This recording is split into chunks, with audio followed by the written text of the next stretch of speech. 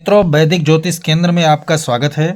आज हम बात करने वाले हैं वैदिक ज्योतिष के अगली कड़ी में प्रेम। प्रेम एक ऐसा शब्द है कि हर व्यक्ति इससे लगभग लगभग ये जानता है कि मैं परिचित हूँ। आवश्यकता सबकी है, क्योंकि जीव मात्रवश प्रेम का एक कारक होता है। कोई भी जीव हो वो प्रेम के बिना रह नहीं सकता, लेकिन समस्या यह है कि प्रेम को वो पहचान नहीं रहा है। वो हर चाहत को प्रेम का नाम दे देता है, लेकिन चाहत अलग है। चाहत का जो संग होता है वो वासनात्मक होता है, और प्रेम एक अलग स्वतंत्र विचारधारा है। प्रेम केवल बलिदान का पर्यायवाची हो सकता है, त्याग का पर्यायवाची हो सकता है। देना, जहां देना ही देना लिखा हो उसे प्रेम कहते हैं। लेना का कहाँ कोई संबंध ही नहीं होता, देना ही देना, वो कहते हैं प्रेम। उदाहरण तौर पे हम अगर चर्चा करें कि सदियों से, यानी जब से सृष्टि आरंभ हुई तब से मैं मान सकता हूँ कि राधा कृष्ण से अच्छा उदाहरण इस संसार में मौजूद नहीं है। दिव्य प्रेम, पवित्र प्रेम, निष्ठित प्रेम यानी निष्ठा प्रेम जो होता है, प्रेम में निष्ठा, इससे बेहतर आइडल कोई नहीं हुआ आज तक और ना होगा। कारण है, सब लोग प्रेम की शुरुआत तो करते हैं। आकर्षण यहां भी है, आकर्षण हर जगह है, लेकिन आकर्षण में जब हम पड़ जाते हैं तो आकर्षण में हमारी भावना जो है अनकंट्रोल नहीं होनी चाहिए, यानी वासनात्मक नहीं होना चाहिए, चाहत के दृष्टिकोण से नहीं जाना चाहिए। ठीक है, वहां भावनात्मक ये रहना चाहिए कि दोनों पड़ला बराबर होना चाहिए। जहां सिर्फ देना क्या शब्द आए, देना, हमें देना है, वो प्रेम का एक बहुत बड़ा उदाहरण है। यही सात्विक हो सकता है, सार्थक हो सकता है, और एक उदाहरण भी बन सकता है। प्रेम की अपनी अपनी पर्यायवाची हो सकता है, परिभाषा हो सकता है, और रिश्ते हो सकते हैं, लेकिन प्रेम का जो स्वरूप होता है वो एक ही होता है। यहाँ पर ना तो पिता पुत्र होता है, ना माता पुत्र होती है, ना पति पत्नी होता है, मित्र दोस्त होता है, ऐसा कुछ नहीं। प्रेम एक अजीब ही अनूठा शब्द है। रिश्तों को संवारने का काम करता है ये, यानी कि प्रेम से रिश्ते नहीं बनते, प्रेम से रिश्तों की पहचान नहीं होती। ये आप कह दें कि माता अपने बेटों से प्रेम करती है, वो अलग प्रेम है ना। प्रेम की रूपरेखा एक ही है, रिश्तों को सजोने का काम। जैसे मान लिया कोई भी रिश्ता संबंध हो, कोई भी चीज़ें हो, उनमें जब प्रेम को शामिल कर देंगे तो उस रिश्ता की मजबूती और गारंटी पक्की हो जाती है। ये है प्रेम। यहाँ ये नहीं देखा जाता है कि बैलेंस क्या है, बैलेंस क्या है, ऊंच नीच, कोई भी भेदभाव नहीं होता है। दूसरा चीज़ ये है कि प्रेम किसी को नुकसान नहीं पहुंचाता। अगर जो प्रेम किसी को नुकसान पहुंचा रहा हो, किसी को क्षति पहुंचा रहा हो, वो प्रेम हो ही नहीं सकता। वो व्यापार हो जाता है या पागलपन हो जाता है। और पागलपन और प्रेम का दूर दूर तक कोई रिश्ता नहीं है। तो जो मूर्ख लोग कहते हैं, या यूँ मान लो, हमने एक कहावत सुना था कि ये पश्चिमोत्तर राष्ट्रों में इनका बड़ा महत्व रहा है, तो वहाँ प्रेम नहीं है। वहाँ इश्क हो सकता है, मोहब्बत हो सकता है, प्यार हो सकता है, प्रेम नहीं हो सकता। मैं ऐसा क्यों कह रहा हूँ?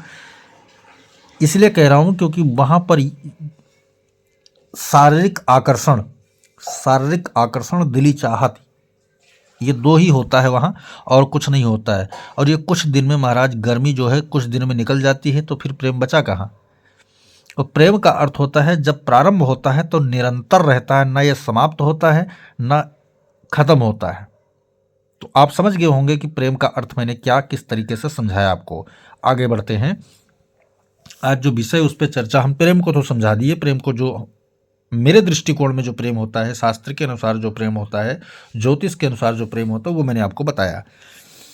तो विषय हमारा है प्रेम में सफलता असफलता के योग। क्या कारण होते हैं कि प्रेम में सफलता के असफलता के योग मिलते हैं, उन्हीं को आज हम समझेंगे पूरी तरीके से। पहली बात तो ये है, प्रेम योग मुख्यतः चंद्रमा, शुक्र और राहु के संयोग से बनता है, क्योंकि मर्यादा सीमा तोड़कर ही प्रेम हो सकता है। ये परिभाषा है इसकी, आप ये मान सकते हैं।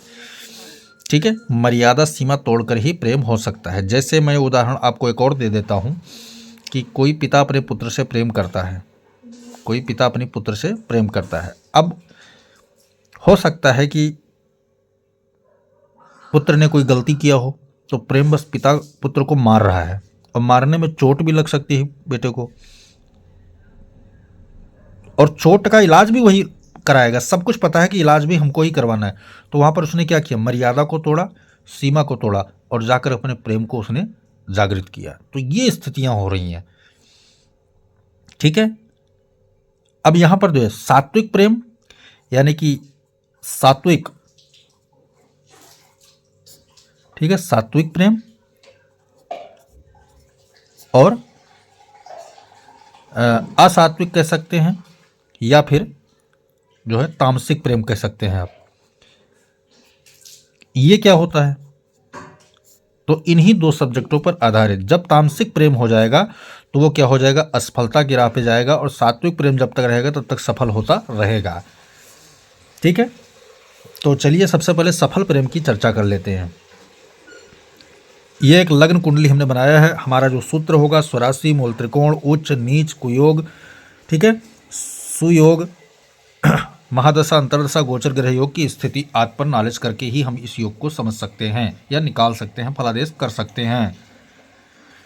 तो ये कुंडली आप देखेंगे, मेष लग्न की कुंडली हमने बनाई है। चूंकि कालपुरुष की कुंडली में मैं हिस्सा लेता हूँ, समझाने में आसानी होता है, तरीका होता है, क्योंकि जो आसानी से समझा जा सके उसको आप दृष्टिगत नहीं समझा सकते। मान लिया जब मैं किसी अलग अलग लगन से समझाऊं तो आपको यही लगेगा यार मेष लगन को किसी एक लगन, पर्टिकुलर लगन को लेकर, जैसे मान लिया मैं कर्क लगन ले लूँ, मकर लगन ले लूँ, कुंभ लगन ले लूँ, मीन 12 में से कोई लगन ले लूँ, तो हमने उस लगन में अगर इस योग को समझा दिया तो अन्य लगन वाले ये समझेंगे कि इसी लगन के लिए ये चीज़ें रहा होगा।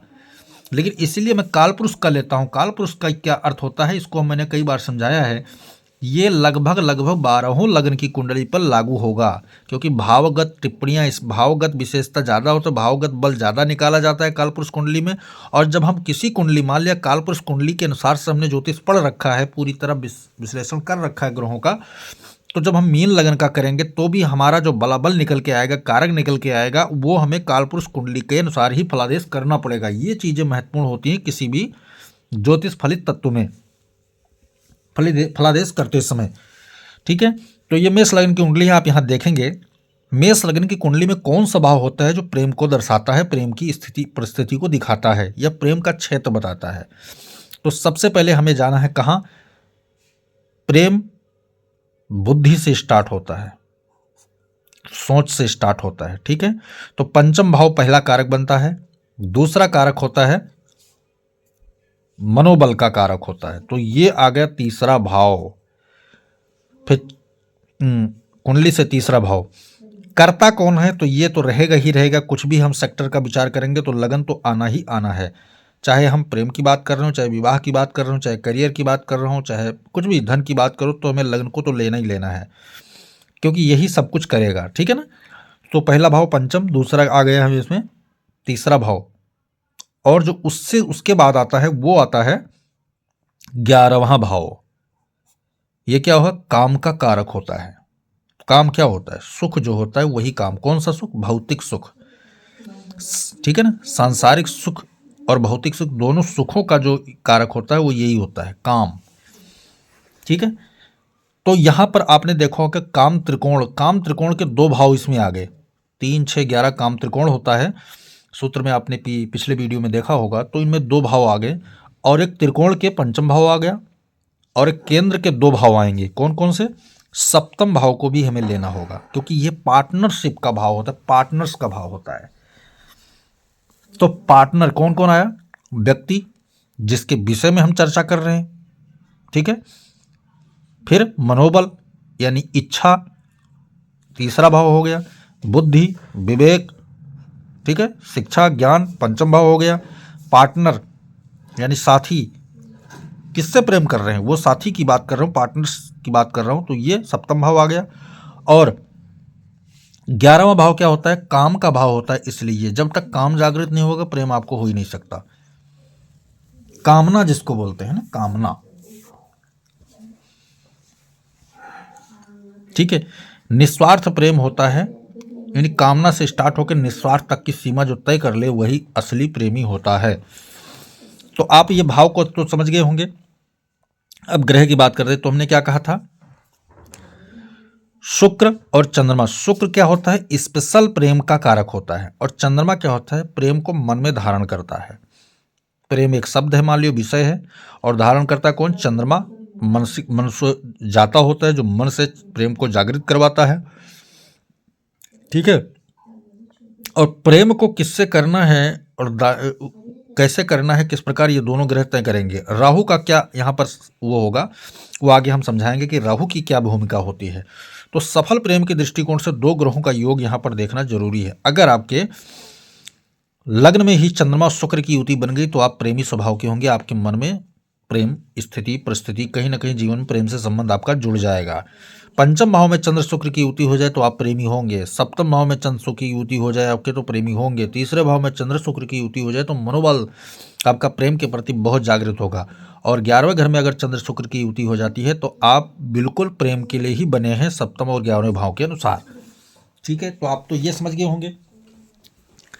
अब इनका ग्रहों का संबंध जिस सेक्टर, जिस भाव, जिस राशि से होता है वो आप उससे आप प्रेम करेंगे। जैसे डायरेक्टली अगर लगन का सप्तम का संबंध बन रहा है और चंद्र शुक्र यहाँ पर भाग ले रहे हैं तो आप मान लीजिए कि अपने पार्टनर यानी साथी से, और वो साथी आपकी पत्नी हो सकती है, ठीक है, पत्नी हो सकती है, या मित्र नहीं होगा, मित्र तीसरे घर में होगा, ये पत्नी हो सकती है। जो पार्टनर आपका बनेगा वो तीसरे घर सप्तम भाव का जो कारक होता है यानी पत्नी का कारक होता है, तो उसको हम देखेंगे कि पत्नी से आप प्रेम करेंगे, यानी दाम्पत्य जीवन आपका प्रेम रहेगा, पति पत्नी के मध्य प्रेम रहेगा, ठीक है। अगर लगन का सप्तम से और एकादश का तीनों ग्रह का संबंध हो जाए, तीन भाव से संबंध हो जाए तो जाहिर सी बात है, या पंचम से संबंध हो जाए तो जाहिर सी बात है यहां प्रेमिका का भाव जागृत हो गया। प्रेमिका, पंचम भाव या एकादश भाव से लगन का संबंध हो जाए, चंद्र शुक्र भाग ले रहे हो तो प्रेमिका, और सप्तम से साथ डायरेक्ट संबंध हो जाए तो क्या होगा? प्रेमिका को ही आप पत्नी बनाना चाहते हैं प्रेम के बस में आकर के, ठीक है। फिर जिस भाव से संबंध होगा वहां पे अगर तीसरे से लगन का और पंचम का संबंध हो स्थापित हो रहा है तो आपका जो मित्र होगा, दोस्त होगा, यार होगा, रिश्तेदार होगा, संबंधी होगा, वो आपका प्रेमी, उससे आप प्रेम भावना करेंगे, प्रेम की स्थिति रहेंगे। पंचम से लगन का सीधे और सप्तम से संबंध यानी तीन भाव का संबंध यहां स्थापित हो रहा है तो आपका संतान कारक हो गया, संतान से प्रेम करेंगे, ठीक है। एक चीज और, नवम से अगर डायरेक्ट संबंध हो जाए तो आपका लड़का प्रेमी होगा, ये ध्यान रखना। लगन का पंचम का नवम का या लगन का सप्तम का नवम का संबंध हो जाए तो आपका लड़का प्रेमी होगा, प्रेमी तत्व को जन्म देंगे आप संतान को। ये बहुत आगे बढ़ गए हम, तो हम इसी पे आते हैं, फिलहाल वापसी करते हैं।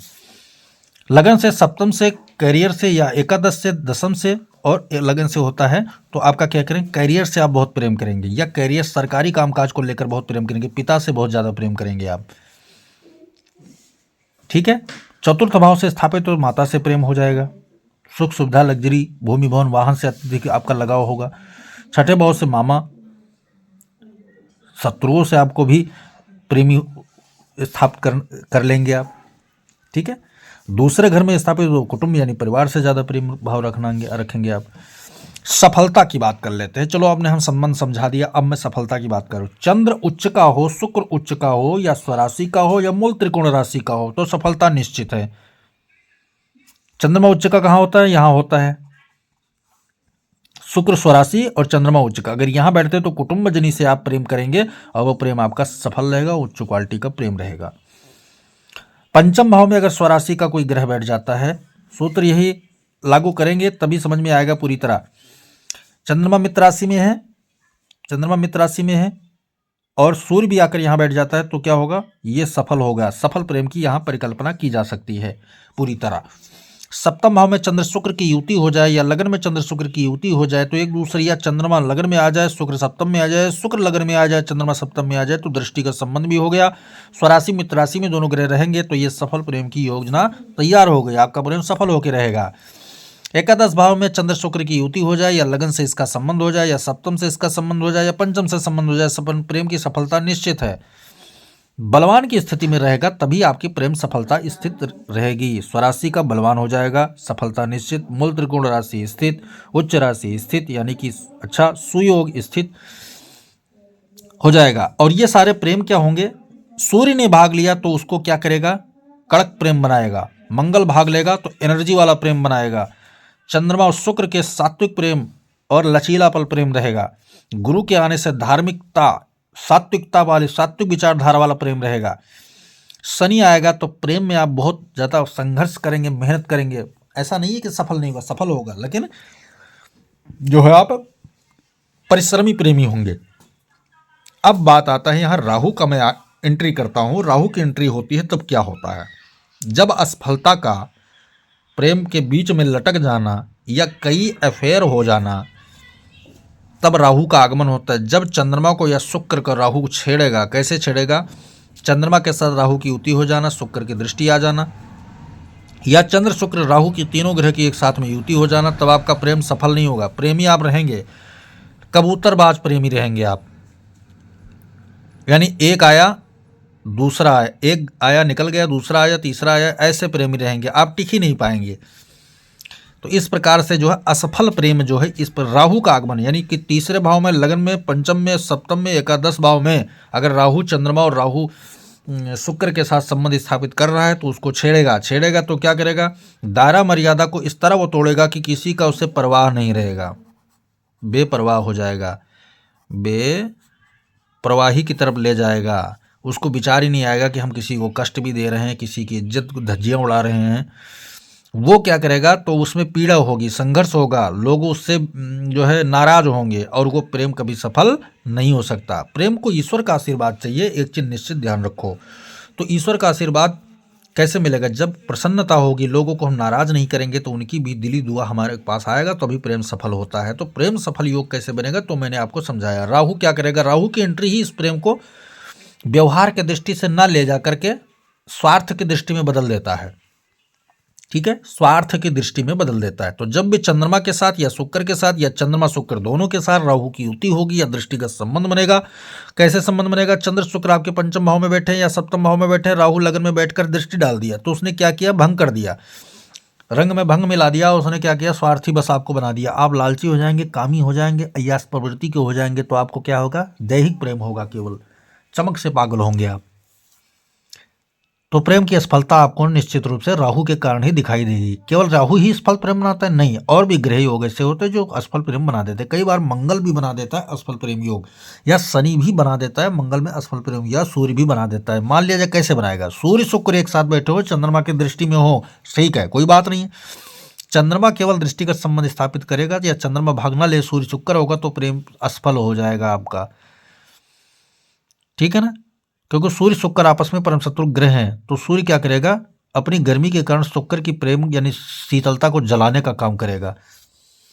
मंगल भी गर्म ग्रह, अग्नि तत्व का ग्रह माना जाता है, चंद्रमा और शुक्र के तत्व को जलाने का काम करेगा। इसलिए जब उनकी राशि में ये नैसर्गिक रूप से बने, मंगल वहां आके बैठेगा, तब जाके बनेगा ये चीज महत्वपूर्ण सूत्रों को आज हमने चर्चा किया। प्रेम में सफलता असफलता के ऊपर डिटेल से। अब इनका फलीभूत कैसे होता, कब पड़ता है व्यक्ति एक्चुअल में, तो उसको जानने के लिए हमें यह चीज जानना होगा कि जब इन ग्रहों का, जिससे प्रेम योग निर्माण हुआ, महादशा आया, अंतरदशा आया, या गोचर में जब भी इनकी स्थिति बनेगी, कोई भी आयु हो, आपने देखा होगा कि 70 वर्ष में भी लोग प्रेम में आकर विवाह कर लेते हैं और सफल भी रहते हैं या असफल हो जाते हैं। तब ये क्या हुआ, गोचर में स्थिति बनने के कारण ऐसा हुआ उनके साथ। या महादशा अंतरदशा तब आई उस ग्रह की, तब जाके उनको सफलता, तब तक उन्होंने पापड़ बेले बहुत सारे, ठीक है ना। अंश बल ग्रह क्रम नहीं भूलना चाहिए। बल निकालने के लिए भाव बल बहुत जरूरी है, महत्वपूर्ण होता है। ग्रह कितना बलवान है, कितना कुछ दे सकता है, देता जा रहा है, तो वो हमें इन चीज़ों से महत्वपूर्ण जानकारी मिलेगी। जय सिया राम।